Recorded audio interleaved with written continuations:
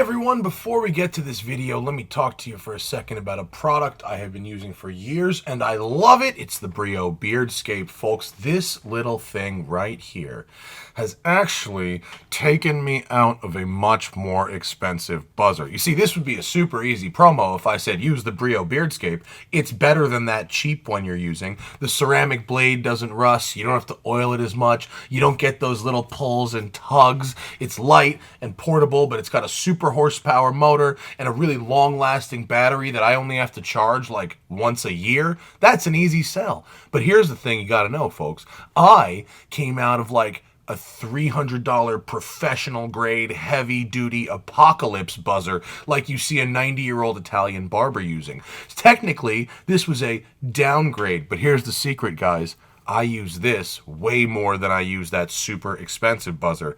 Please don't tell my wife, because it was a gift. The BRIO BEARDSCAPE is the jam. It's light, it's powerful, it comes in this great travel case so you can take it with you, and more importantly, it lasts a long time so you don't have to think about charging it, and that is good to know. Plus, it has a display, so you can see how much time it's got left on it. You never run out of knowledge, folks. Hit the link in the description and see why you go BRIO and you never go back. Now enjoy this video.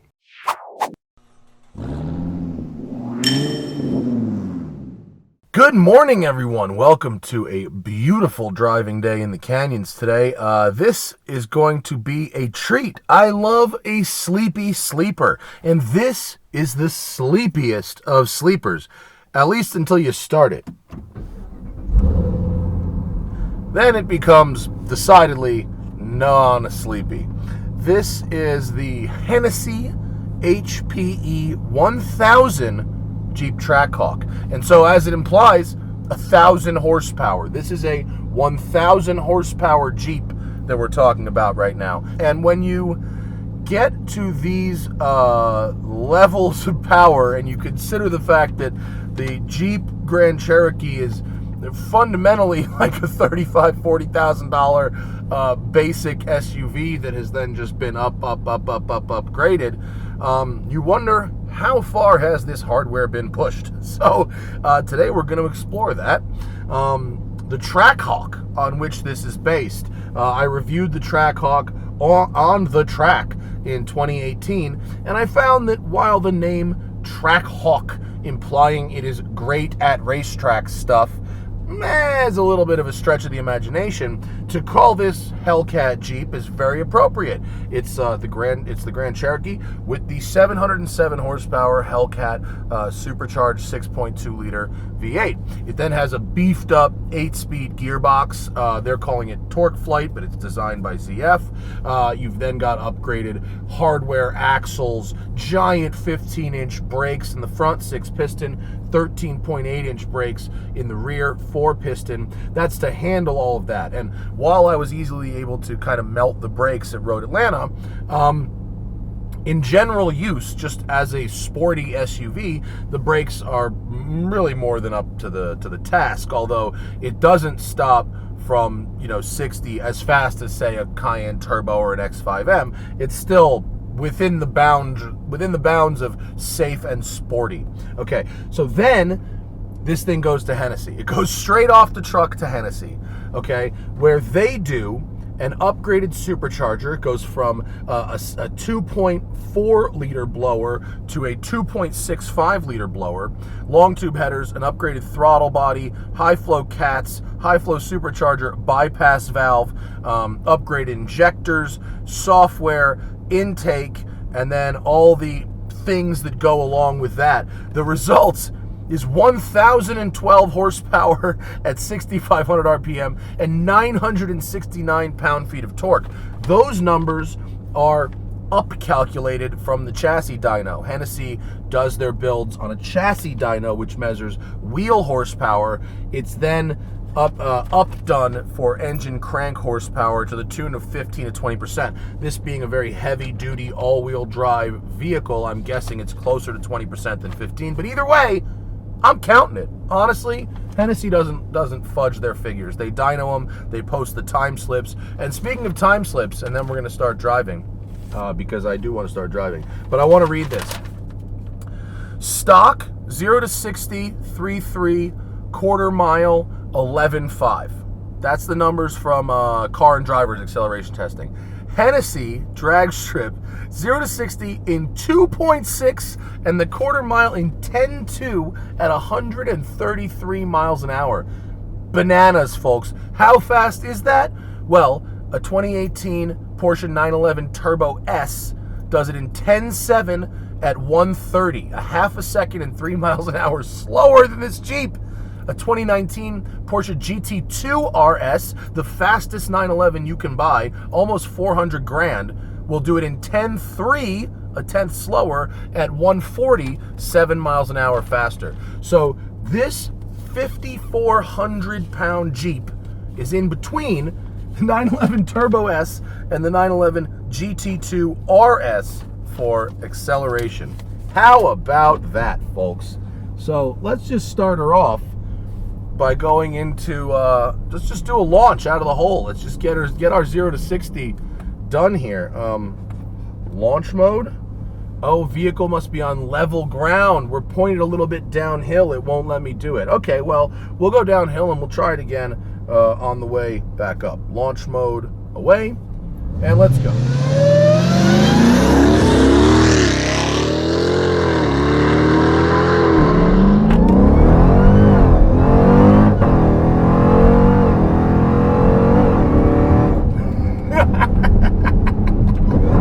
1,000 horsepower Jeep, folks. Okay. I have been dailying this for a few days now. And what continues to shock me about not just the power and performance of the supercars, but what can be done with these tuner cars in terms of practical, daily usable horsepower. This thing is 1,000 horsepower, and I've been driving it around the city, running errands. I went to a Grammy party. My wife drove it. There's nothing weird here. Well, there is one thing weird. The almost instant ability, the uncanny ability to overdrive your giant brakes. That's there.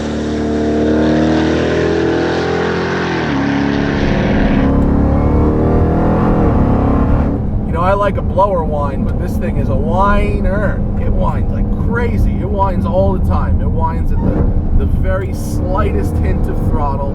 And actually, up here in the canyons, when we're running the motor a little more, we're a little more up in the revs, as opposed to down by my house around town where it's just that little bit of throttle. The exhaust, which is apocalypse level, frankly,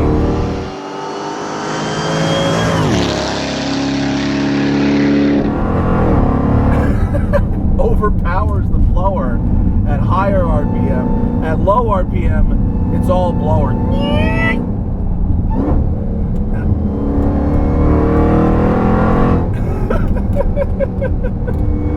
That's so silly. Look, can it get around the corner? Like, all right, yeah, sure. Like, can it stop? Like, yeah, okay, sure. But you're buying a party trick. You're buying death on a pedal. The ability to pull up somewhere, have a passenger get into your totally unmarked silver Jeep Grand Cherokee, merge onto the highway, and instantly and stealthily just unleash the god of hellfire.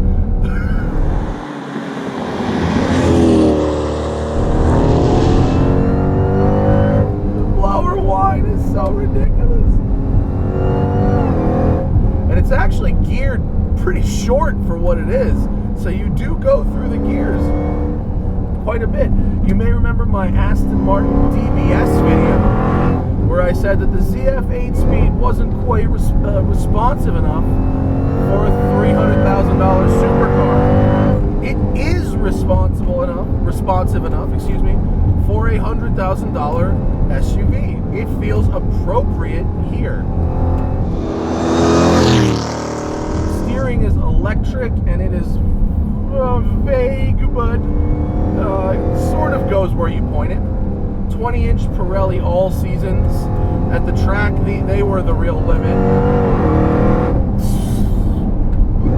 Mildly sloppy. It's not as precise in the handling department. The trade-off there, and we're in track mode with the adaptive shocks, which is as stiff as it gets. The trade-off is the ride. The ride is excellent. And for all the ways that the Trackhawk is not great at the track, it's a very nice daily driver. It's very usable. The controls are all really logical. The radio sounds good. The seats super comfortable. Jeebus. You gotta see your braking points well ahead. And you are waking the dead with this.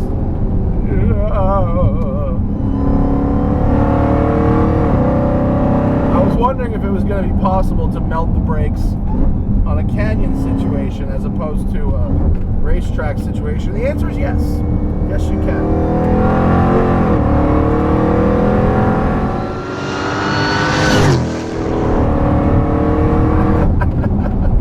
This is a true 200-mile-an-hour vehicle, folks. In fact, this very Jeep, just about 3 weeks ago, went 182 miles an hour with a Christmas tree strapped to the roof.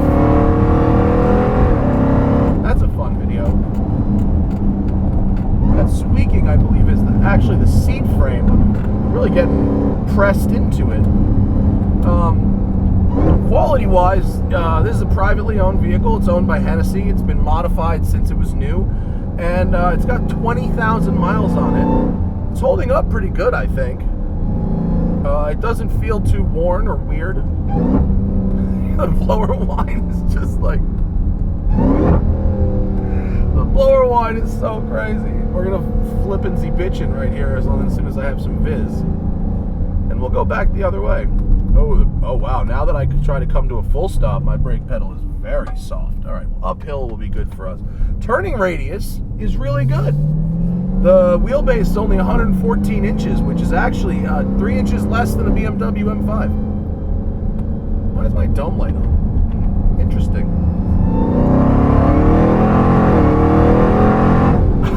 This thing has some carry, man. You are not getting by anybody. They know you're here. Is it level enough? Where is it level enough to do a launch? Where on this road is it level? Maybe here? Oh, we're going to try this. It might or may not work. I just got a notification on my thing that says high wind advisory. All right, launch. Are we level enough to launch? Yes, we are. Here we go. Oh, wait. I was in manual mode, and it was just too fast for me, honestly. We're just going to reverse. It went from 0 to 12 crazy hard. Crazy hard. And actually, it felt like it had enough power to overpower its own like trans brake or whatever it uses. But we're going to try that again. Okay. Drive. Launch. It does. Oh my God.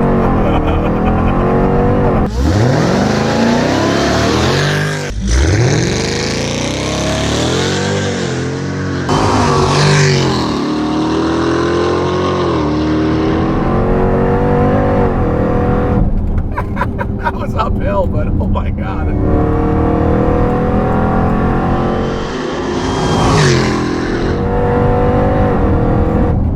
Wow. Realistically, like the 0 to 50 or 60 feels like the kind of pressure, cyclist, like the kind of pressure we got from Taycan. I mean, really, you know, off the charts, suction on your face, but without that sort of instantaneous face slam.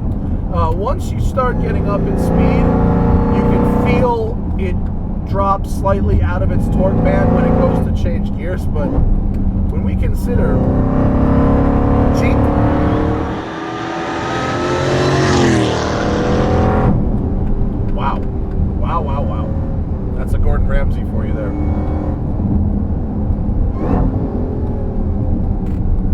mean, it's a muscle car. It's a muscle truck. It's not horrible at corners. Going uphill, when I can use the sort of on-camberness of these uphill corners to my advantage, that helps the Jeep a lot.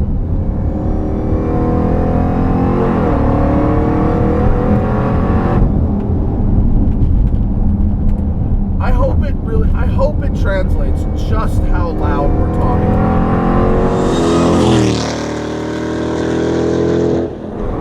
I mean, this thing will pull up next to an F-Type SVR and be like, oh, you think you're loud. It's really obnoxious loud. It sets off every alarm at Whole Foods. There you go. One thing I really like about the all-wheel drive system in this and the suspension is it allows you to take those hops. Remember Road Atlanta? When I was like yumping it over turn 3 over the curbing? It was great. This is truly a god of hellfire automobile.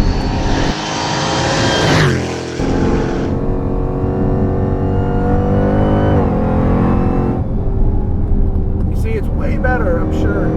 If you're still with us, I'm sure you're understanding how much better it is uphill than downhill, because it really has to rely a lot less on the brakes to slow before the corners.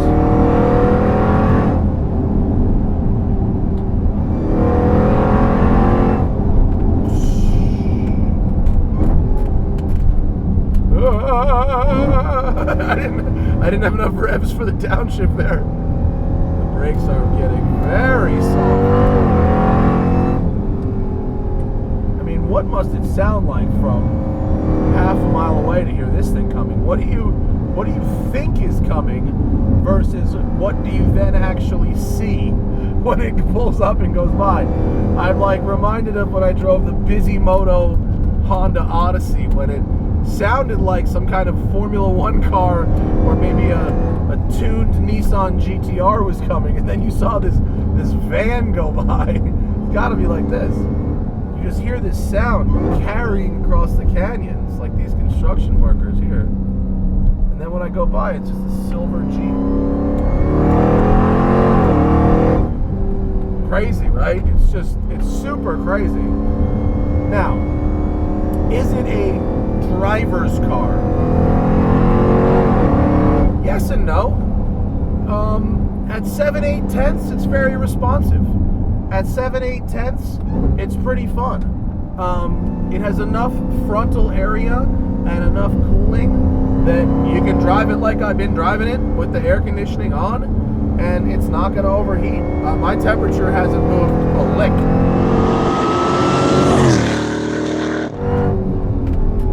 And in a world of extreme, or in a world where everything is kind of moving to the middle in terms of car design becoming more egg-like, a niche product like a 1,000 horsepower Jeep should be encouraged, should be allowed to thrive. Like I said, niche, it's a niche product. It's not like everybody in your neighborhood is going to be driving 1,000 horsepower Trackhawks all of a sudden. It's not practical. Well, it can be, but it's not really practical for a lot of people. And speaking of which, we should probably let's just take a look at our fuel economy.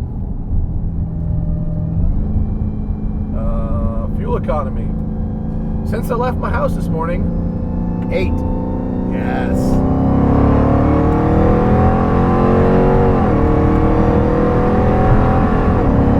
The fuel economy is done so, but you knew that. You bought a 1,000 horsepower Jeep for that reason.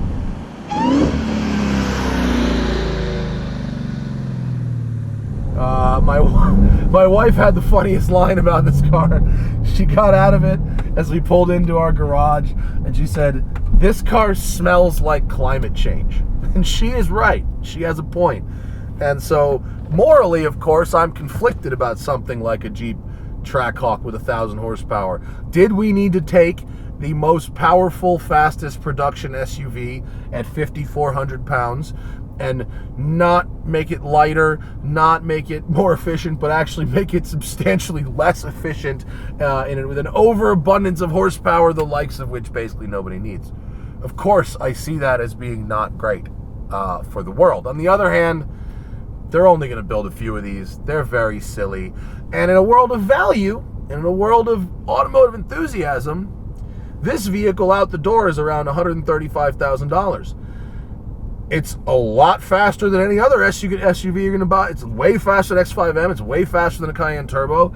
And if you want to scare the crap out of people and still have a fairly high-quality automobile in which to spend your time, and you're okay with obscene amounts of supercharger whine and noise, Hennessey Trackhawk, 1,000 horsepower. It works. You can daily it. So thanks for watching. That was fairly comprehensive. And I'll see you guys later. Bye.